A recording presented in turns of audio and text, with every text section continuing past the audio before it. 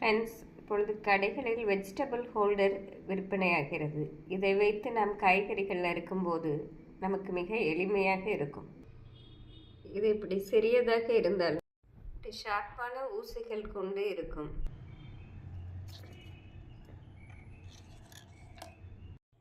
நாம் தக்காளி, வெங்காயம் நறுக்கும் போது இந்த ஹோல்டரை பிடித்து கொண்டு நறுக்கினால் மிக எளிமையாக இருக்கும்.